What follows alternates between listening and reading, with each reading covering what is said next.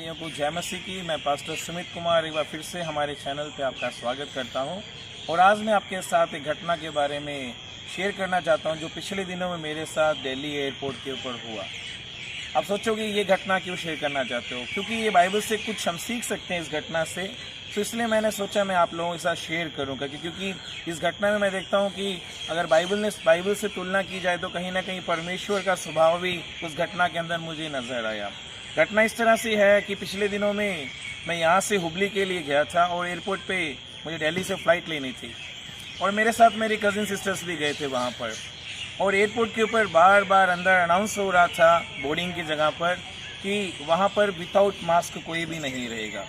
अगर without mask कोई भी पकड़ा गया उसे 2000 रुपीज़ फाइन, प्लस अगर एयरपोर्ट वाले चाहें, ऑफिसर्स चाहें तो हमारी फ़्लाइट को भी हमें बोर्डिंग करने से रोक सकते हैं और हमें एयरपोर्ट से बाहर कर दिया जा सकता है। और ये अनाउंसमेंट बार बार वहाँ पर चल रही थी। तो कुछ वहाँ पर ऑफिसर्स थे जो हाथ में फ़ोन लेकर इवन फ़ोटोज़ खींच रहे थे भी कौन बिना मास्क के है करके। तो ऐसे में ऐसे हुआ कि जो मेरी कज़न सिस्टर थी वो फ्रेश अप होने के लिए गए और जब फ्रेश अप होके आए तो गलती से वो मास्क लगाना भूल गई। और ऐसे में वहाँ पर एक सिस्टर पुलिस ऑफिसर थी, उन्होंने क्या किया, उसकी जल्दी से एक फ़ोटो खींच ली और उसके पास आके बोला आपको 2000 रुपये का फ़ाइन है करके। और मेरी सिस्टर इतने में घबरा गई, ये क्या बात है, किस बात के लिए फ़ाइन। उन्होंने बोला आपने हमारे रूल को तोड़ा है, क्योंकि इस टाइम एक वायरस का सिचुएशन है, यहाँ पर कोरोना वायरस फैला, महामारी फैली हुई है और बार बार हमने प्रोटोकॉल के अंदर बोला है कि कोई भी विदाउट मास्क नहीं घूमेगा और आपने उस रूल को तोड़ा है और हमारे पास सबूत है, ये फ़ोटो आपकी है जिसमें आपने मास्क नहीं लगाया हुआ है, तो आपको 2000 रुपीज़ फ़ाइन देने होंगे। मेरी बहन जो थी, जो कज़न सिस्टर थी, वो बहुत डर गई, घबरा गई, सहम गई और मुझे आके बता रही है कि भैया ऐसे ऐसे घटना हो गई है, मैं ज़रा फ्रेशअप होके आ रही थी, मैंने फेस वॉश किया था और मेरा जो मास्क था वो गलती से पॉकेट में ही रह गया और बस मैं बाहर ही आई थी, इन्होंने फ़ोटो क्लिक कर लिया करके, अब मैं क्या करूँ मुझे बताओ करके। बहुत सोचने के बाद अब 2000 रुपीज़ फ़ाइन भर सकते थे, लेकिन मैंने उनको बोला आप एक काम कीजिए, जो इनके हेड इंचार्ज है, जो इनके ऑफिसर्स हैं, आप उनके पास जाओ और उनको जाके बोलिए सर मुझे माफ़ कर दीजिए, मैंने आपके रूल्स को तोड़ा है, लेकिन मैंने जानबूझ के नहीं तोड़ा, मैं जस्ट फ्रेशअप होकर आ रही थी और गलती से मेरा मास्क मेरी पॉकेट में रह गया, मुझे याद नहीं रहा, तो प्लीज़ मुझे माफ़ कर दीजिए, आगे से मैं ये गलती नहीं करूँगी और मैं इसको अपने जहन में रखूँगी। आपको मालूम है क्या हुआ, उस ऑफिसर ने उस बेटी को माफ़ कर दिया क्योंकि उसने जाके माफ़ी मांगी वहाँ पर।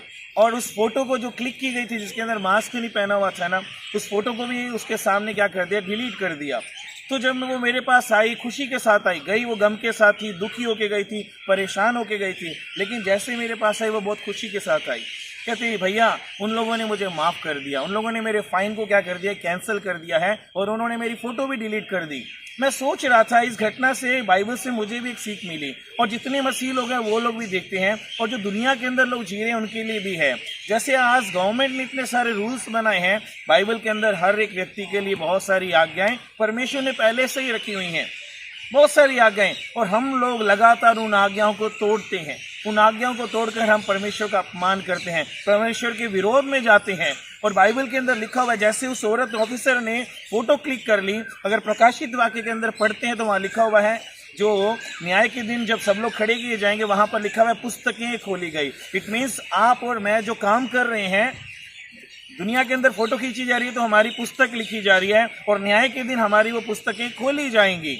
लेकिन मैं आपको एक बात कहना चाहता हूँ मेरे भाई और बहनों, अगर आज इस धरती पे रहते हुए अगर आपको लगता है कि मैंने सच में बहुत पाप किया है और मेरा जीवन पाप से भरा हुआ है, तो अगर हम परमेश्वर के पास जाएंगे, वो विश्वास योग्य है, वो हमारी गलतियों को माफ़ कर देगा।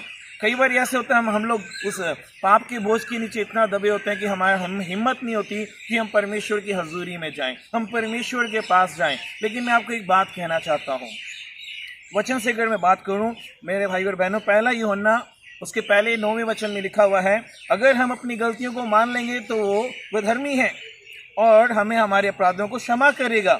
और परमेश्वर का वचन और कहता है भजन संहिता के अंदर, अगर जितना पूर्व से पश्चिम दूर है, जिस दिन हम अपनी गलतियों को मान लेते हैं उतनी ही दूर वो हमारे पापों को हमारे जीवन से दूर कर देता है। सोच के देखिए, अगर एक दुनियावी व्यक्ति, एक ऑफिसर, एक छोटी सी लड़की के जाने से, माफ़ी मांगने से अगर उसकी गलती को माफ़ कर सकता है, तो सोचिए क्या स्वर्गीय पिता आपकी गलती को माफ़ नहीं करेगा।